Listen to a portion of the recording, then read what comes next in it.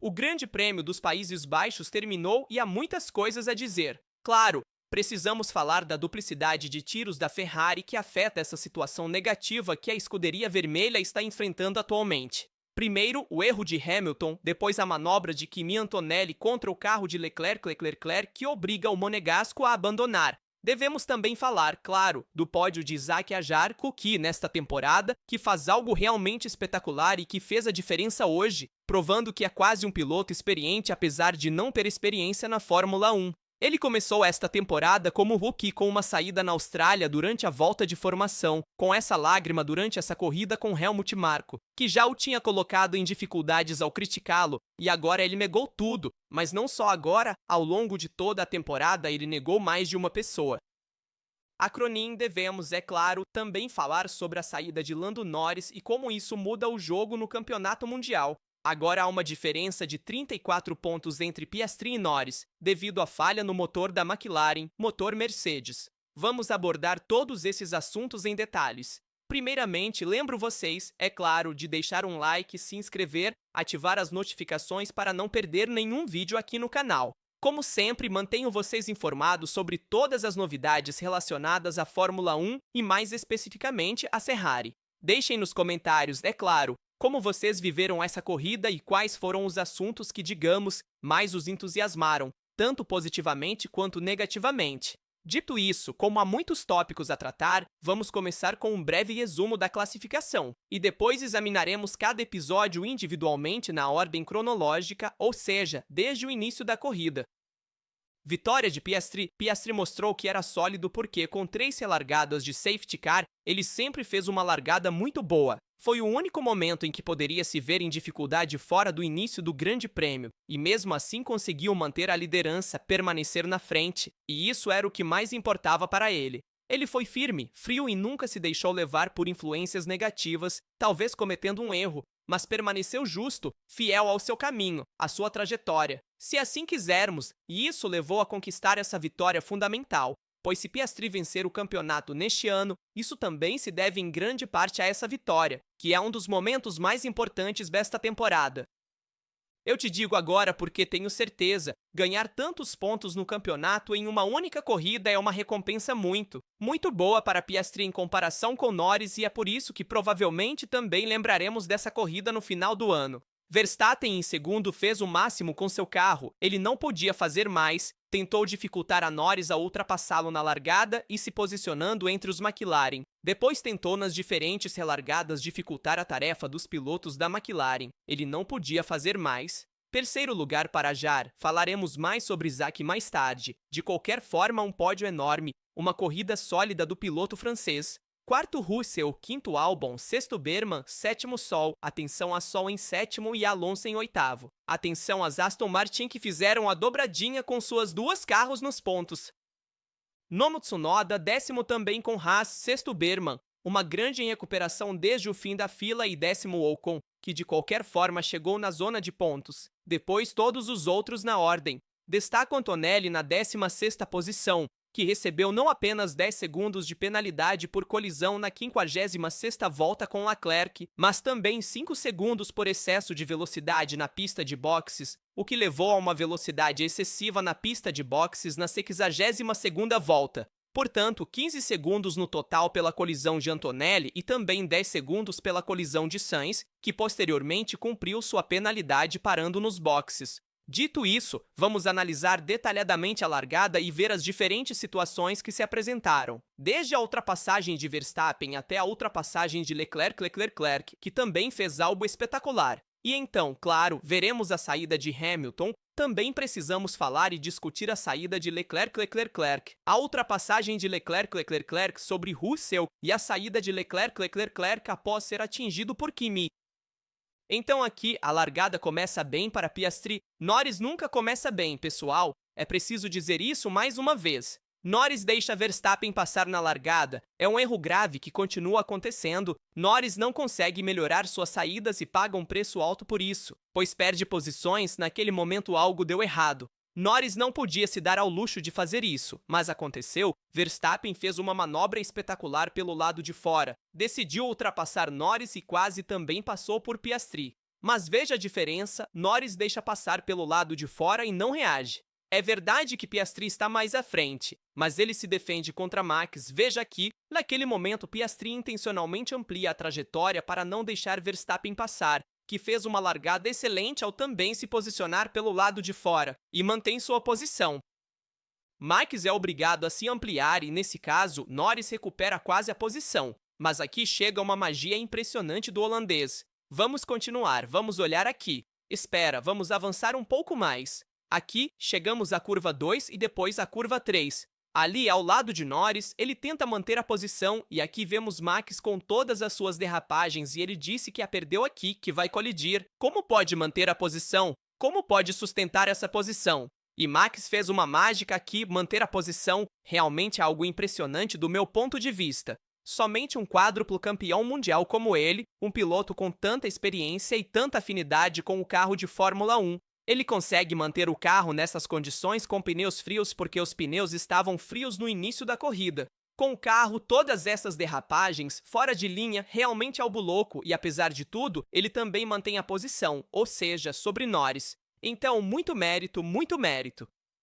E aqui também vemos as ultrapassagens de Leclerc já posicionado do lado de fora em relação a Russell, que está do lado de dentro. Uma trajetória um pouco estreita demais de Russell neste caso. Talvez ele tenha seguido, se quisermos, um pouco às cegas, mas nesse caso, Russell deveria ter se posicionado mais ao exterior e errou. Então, Leclerc aproveitou isso ao fazer essa cruzada de trajetória. Vamos continuar. Aqui já vemos Leclerc configurado do lado de fora. Ele pensou, estudou, galera. Ele pensou, vou para o lado de fora, tenho mais aderência, maior velocidade de passagem e posso cruzar e fazer uma mágica. Olhem o quanto ele já estava mais à frente em relação a Russell. E aqui, vocês veem que ele já tem o volante completamente virado para fazer a cruzada de trajetória. Na verdade, aqui, Leclerc também está um pouco mais ao exterior em relação à trajetória ideal. Mas ele faz isso de propósito para ganhar ainda mais velocidade e poder cruzar. E aqui é pura loucura, galera, aqui é pura loucura. Ou seja, Leclerc realizou uma manobra espetacular. Hoje ele deu uma masterclass sobre ultrapassagens do meu ponto de vista. Aqui ele colocou Russell ao lado, mas ele tinha mais velocidade na saída do que Leclerc. E é por isso que conseguiu uma posição incrível. Muito talento, o grande Leclerc nesta largada. E ele nos mostra mais uma vez como na Fórmula 1, um pouco de inventividade e criatividade nas ultrapassagens. Pois não era uma trajetória padrão. Ninguém tinha feito essa ultrapassagem até aquele momento dessa maneira. E ele conseguiu, na minha opinião, ter esse talento. Leclerc consegue ver onde outros não veem espaços que ele pode ocupar para fazer as ultrapassagens. Espero ter me explicado, mas ele tem algo que ele vê nas trajetórias que os outros essencialmente não veem. E é uma habilidade de Leclerc que vimos várias vezes. Lembro, por exemplo, das ultrapassagens em Mônaco na Rascasse e também, por exemplo, no Tormantino. Ou seja, ele consegue fazer manobras loucas que os outros não conseguem fazer. Então, é uma obra-prima de Charles. E ganhar posições desde o início é fundamental, pois depois toda a poeira do ar. E, portanto, obviamente, isso afeta o ritmo da corrida, faz você desacelerar. Ao contrário, conseguir se liderar, digamos, passar um carro à sua frente que é um Mercedes. Você tem menos ar sujo, faz uma corrida melhor. E são essas pequenas diferenças que fazem toda a diferença na corrida. Vamos agora olhar para Hamilton. Do carro com ele com o erro cometido, porque precisamos falar sobre isso juntos. Erro de Hamilton, então ele começou a chover um pouco. Hamilton se aproximava de Russell. Vamos ver isso juntos. Você vê que ele entra um pouco mais fechado e depois se afasta um pouco demais, na minha opinião, na trajetória. E aqui também quero falar com vocês, na minha opinião, Hamilton errou. Com certeza, a culpa é de Hamilton, pois ele cometeu esse erro. Parece-me normal que haja uma parte pintada do lado de fora da pista que todos os pilotos devem explorar posteriormente. E assim que chove um pouco, ela se torna inutilizável. E há um risco de o piloto cometer um erro realmente. Erro de Lewis que provavelmente estava no limite. Uma correção que infelizmente o levou a colidir com a parede. Aqui também, se a saída de emergência tivesse sido um pouco diferente, ele poderia ter evitado o impacto. O fim de semana começou bem para Lewis, mas terminou mal, neste caso, por causa desse erro. Primeiro na classificação, depois, neste caso, por causa do erro cometido na corrida. Que pena para Lewis, pois esses são pontos importantes para a Ferrari. É realmente uma pena ver um Lewis tão difícil e esperamos, em Monza, vê-lo mais forte em casa e vê-lo. E também devemos tentar incentivá-lo para que ele melhore, pois começou esse período de férias de verão com mais motivação. Mas neste fim de semana, o primeiro após a pausa de verão, não foi bom.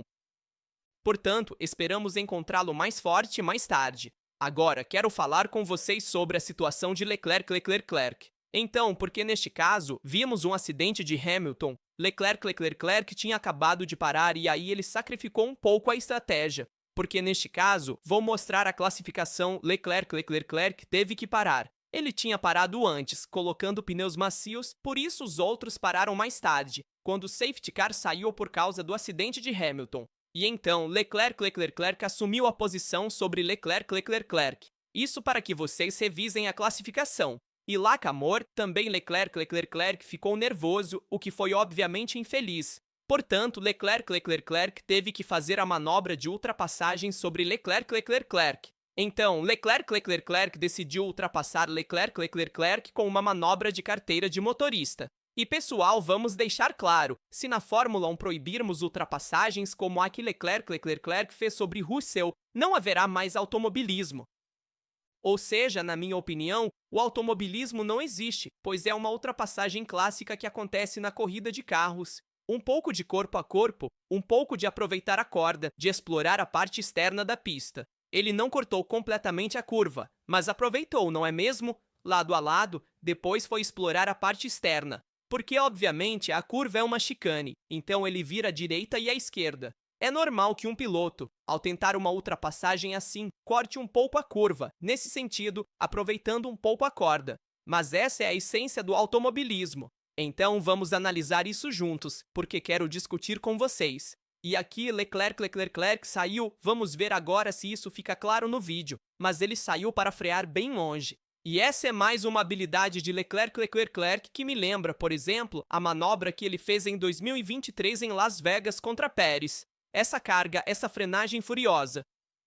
Leclerc consegue se descolar muito mais longe dos outros pilotos e não deixa adivinhar onde vai frear e qual será sua trajetória. É uma outra habilidade de Charles que quero destacar hoje, embora conheçamos há algum tempo. E vamos vê-la aqui. Aqui ele desacelera com muita força, pois desacelera com muita força, ligeiramente fora da trajetória, mas a mais ideal é a de Charles em relação à de Russell.